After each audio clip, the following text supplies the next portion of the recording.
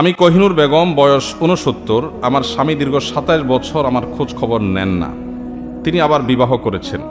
আমার দুশ্চিন্তার কারণ, আমার পরকালের হিসাবের ক্ষেত্রে আমার স্বামী ও সংসারের জন্য আমার গুনাহ হতে হচ্ছে কি না। আমাকে মাসলাটা বলে দিলে আল্লাহর কাছে মাপ চেয়ে আমল করে মৃত্যুর জন্য প্রস্তুতি নিতে পারতাম। আহা,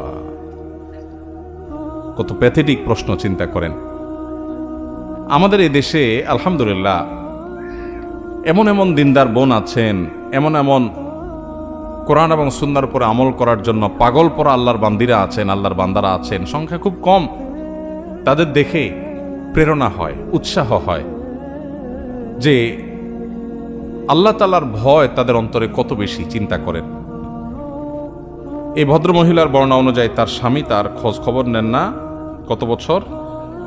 ২৭ বছর।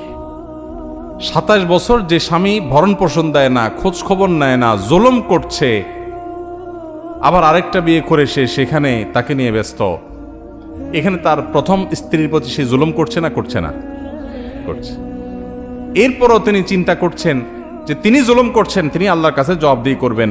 আমি তো স্বামীর খেদমত করার, সেবা করার, স্বামীর হক আদায় করার সুযোগই পাচ্ছি না, কারণ তিনি কাছেই আসছেন না, যোগাযোগই করছেন না। তো আল্লাহর কাছে আমার কোনো দায় আছে কিনা? এটা কি বলে আল্লাহর ভয়?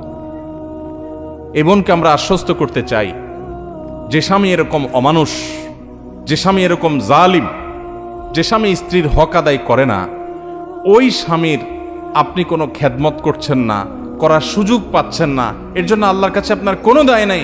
কারণ আল্লাহ তাআলা বলেছেন কোরআনে, লা ইউকাল্লিফুল্লাহু নাফসান ইল্লা উসআহা। সাধ্যের বাইরে আল্লাহ তাআলা কাউকে কোনো কিছু চাপিয়ে দেন না।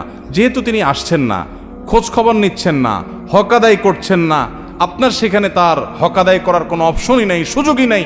অতএব আল্লাহর কাছে আপনার কোনো দায় নাই, কোনো জবাবদিহিতা নাই। আপনি আল্লাহর কাছে এর জন্য পাকড়াওর শিকার হবেন না। তবে আপনার অন্তরে আল্লাহর যে ভয় আছে, এটা আপনার অ্যাসেট, এটা আপনার মূল্যবান সম্পদ। এটা আপনাকে ধারণ করতে হবে।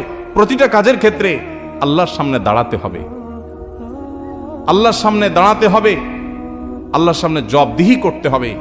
এই জবাবদিহিতার বোধ যদি অন্তরে জাগ্রত হয়, এই চেতনার নাম তাকওয়া। আর এই তাকওয়া সম্পর্কে আল্লাহ বলেছেন, ওয়াল আকিবাতু লিত্তাকওয়া। শেষ হাসি হাসবে মুত্তাকিরা।